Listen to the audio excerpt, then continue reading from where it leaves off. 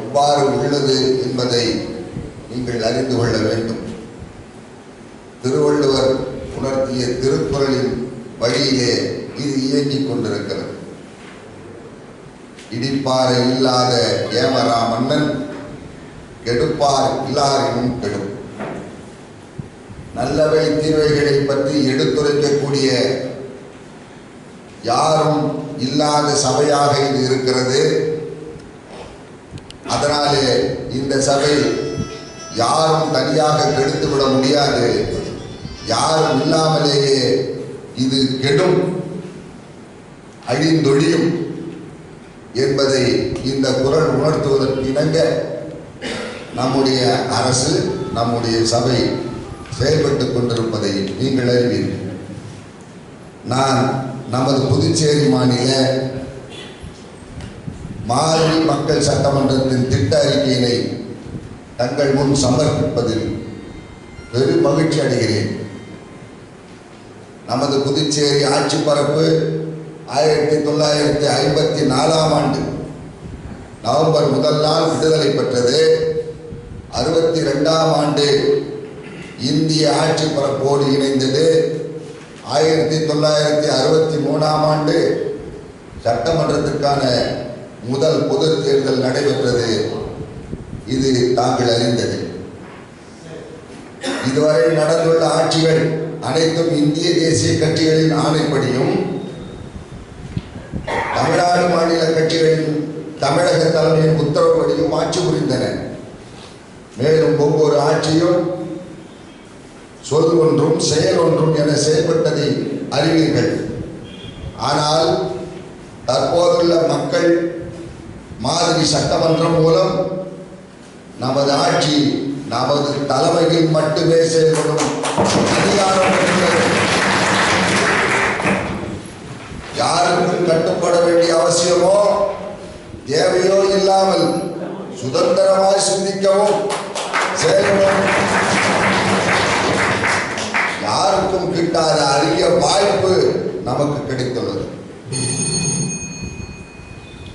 கடந்த கால அரசுகள் விவசாயத்தை மேம்படுத்துவதாக கூறிவிட்டு விவசாயத்தை அழிப்பதும், விலைவாசிகளை குறைப்பதாக சொல்லி விலைவாசிகளை உயர்த்துவதும், கூட்டுறவு நிறுவனங்களை மேம்படுத்துவதாக கூறி சீரழித்ததும், காந்தியம் பேசி மதுக்கடைகளை பன்மடங்கு அதிகரித்ததும், காமராசர் வழி என கூறி கல்விக்கூடங்களை சீரழித்து தனியார் கல்விக்கூடங்களை வளர்த்தெடுத்ததும், நகரின் அழகுக்கு பங்கம் ஏற்படுத்தும் கட்டவுட் பேனர்களை தடை செய்வதாக கூறிவிட்டு தங்களுக்கு சட்டவிரோதமாக பேனர் வைத்துக் கொண்டு தங்களுடைய படத்தை தாங்களே ரசித்துக் கொள்வதும், பஞ்சாயத்து ராஜ் சட்டத்தை கொண்டு வந்த மறைந்திட்ட முன்னாள் பிரதமரை தலைவராக கொண்ட ஏற்றுக்கொண்ட உள்ளாட்சி தேர்தலை நடத்த விடாமல் நீதிமன்றத்தை குழப்பி முடக்கி வைத்ததும், நிலத்தடி நீரை காப்பாற்றுவதாக கூறி நீரை நஞ்சாக்கும் ரசாயன ஆலைகளுக்கு பலி அனுமதி அளித்து போன்ற உள்ளிட்ட கடிவாளம் இல்லாத குதிரையாக, மூக்கராங்கயிறு இல்லாத மாடாக இதுவரை ஆட்சிகள் செயல்பட்டன என்பதை மாதிரி மக்கள் சட்டமன்றம் தங்களுக்கும் தங்கள் மாநிலத்திற்கும் மக்கள் அறிவார்கள். எனவே நாம் முந்தைய அரசுகளைப் போல இல்லாமல் நேரடியாக அழிப்பதை அழிப்பதென்றும் ஒழிப்பதை ஒழிப்பதெனவும் சீர்கெடுப்பதை சீர்கெடுப்பதெனவும் தூர்ப்பதை தூர்ப்பதெனவும் வெளிப்படையாக சொல்லும் அரசு என்பதில் நாம் பெருமை அடைகிறோம். உள்ளாட்சி சதித்திட்டம் முன்னாள் இந்திய பிரதமர் கனவு கண்டு உருவாக்கிய பஞ்சாயத்து ராஜ் மற்றும் நகர்பாலிகா சட்டம் புதுவையில் நடைமுறைப்படுத்த இயலாத நிலையில் உள்ளது.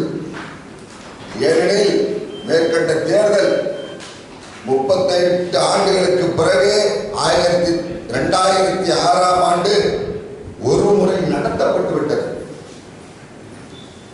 அதன் பிறகு இன்னும் 38 ஆண்டுகள் ஆகாத நிலையில் சிலர் அறியாமலும் புரியாமலும் உள்ளாட்சி தேர்தலை மீண்டும் நடத்திட வலியுறுத்தி குரல் எழுப்புவது, நீதிமன்றம் வரை செல்வது போன்ற சட்டவிரோதமான காரியங்களில் வரலாறு தெரியாமல் போராட்டம் நடத்துவதை அனுமதிக்க முடியாது. 38 ஆண்டுகள் இடைவெளியின்றி நீதிமன்ற ஆணையினை ஏற்று முதலமைச்சர் அறிக்கை பேரவை உறுப்பினர்கள் தங்களுடைய இருக்கையில் அமர்வுபடி கேட்டுக் கொள்ளப்படுகிறது. எச்சரிக்கை 38 ஆண்டு இடைவெளியின்றி முதலமைச்சர் அறிக்கை வாசிக்கலாம். 38 ஆண்டு இடைவெளியின்றி நீதிமன்ற ஆணையினை ஏற்று முதலமைச்சர் அறிக்கை உள்ளாட்சி தேர்தல் நடத்தப்பட்டால் கடந்த காலங்களில் சட்டமன்ற உறுப்பினர்களுக்கும் உள்ளாட்சி பிரதிநிதிகளுக்கும் பல இடங்களில் ஏற்பட்ட மோதல் மீண்டும் ஏற்படும். இது தொடர்பாக சட்டம் ஒழுங்கு சீர்குலையும். இதனை இங்கே நாம் சுட்டிக்காட்டுவது ஜனநாயக கடமை. எனவே இந்த அரசு மக்கள் நலனில் அக்கறை கொண்டு உள்ளாட்சி தேர்தல் நடத்திடும் ஜனநாயக விரோத செயலில் ஒருபோதும் ஈடுபடாது.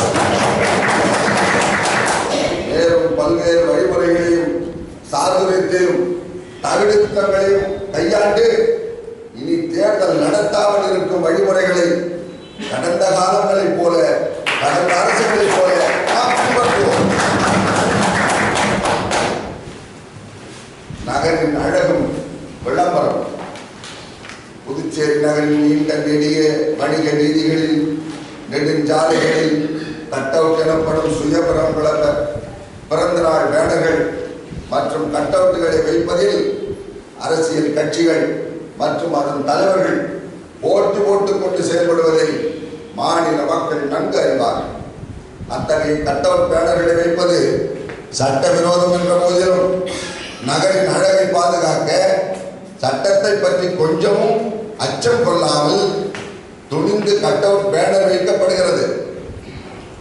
கட்சி தலைவர்கள் மற்றும் அமைச்சர்களுக்கு பேனர் வைத்திடும் அரசியல் வல்லுநர்களை பாராட்டும் விதத்தில் விளம்பர மாமணி மற்றும் தற்புகழ்ச்சி தமிழர் என்னும் விருதுகளை, பட்டங்களையும் தங்க பதக்கத்தையும் கொள்ளைப்புற வழியில் அவர்களுக்கு வாரியங்கள் மூலம் வேலை வாய்ப்பினை வழங்கிடவும் இந்த அரசு உறுதிமொழிகிறது. முதலமைச்சர் உள்ளிட்ட ஆளும் கட்சியினருக்கும் எதிர்கட்சியினருக்கும் வைக்கப்படும் பிறந்தநாள் கட்டவுட் பேனர்கள் பிறந்தநாள் முடிந்த பிறகுதான் அகற்றிட வேண்டும் என வலியுறுத்தி விழிப்புணர்வு பிரச்சாரம் மேற்கொள்ளப்படும். இளைஞர் நலம், வேலைவாய்ப்பு. முன்பு ஆண்ட அரசுகள் வேலைவாய்ப்பு அலுவலகம் மூலம் இல்லாமல் நேரடியாக ஆயிரக்கணக்கான ஊழியர்களை நியமனம் செய்ததை நாமும் பின்பற்றி அதே வழியில் மாதந்தோறும் குறைந்தபட்சம் 10,000 பேருக்கு பல்வேறு துறைகளின் மூலம் வேலைவாய்ப்பு வழங்கப்படும். அவர்களுக்கு 5 ஆண்டுகளுக்கு சம்பளமின்றி வேலைவாய்ப்பு வழங்கப்படும். வேலை பெறுவதற்காக கையூட்டு முறைகளை ஒழித்து அந்த பணத்தை அரசிடமே முதல்வர், அமைச்சர் நிவாரண நிதி நேரடியாக வழங்குவதற்கும் புதிய ஆணையினை இந்த அரசு செயல்படுத்தும். அரசு துறைகள் வாரியங்களாக மேம்படுத்தும். அரசின் அனைத்து துறைகளையும் மேம்படுத்தும் வகையில் துறைகள் அனைத்தையும் அதன் நன்மை கருதி தனித்தனி வாரியங்களாகவும் மேம்பாட்டு கழகங்களாகவும் தரம் உயர்த்தி மாற்றப்படும். இதில் அறிவார்ந்த வல்லுநர்கள், அரசியல் சுய விளம்பர மாமணிகள், தற்புகட்சி நாயகர்கள் என அனைவருக்கும் வாரிய தலைவர் பதவி வழங்கி துறைகளை மேம்படுத்தி எந்த ஒரு சட்டத்தையும் திட்டத்தையும் செயல்படுத்தாமல் இருப்பதற்கு இது குறித்து மக்கள் மத்தியில் விழிப்புணர்வு பிரச்சாரம் செய்யப்படும்.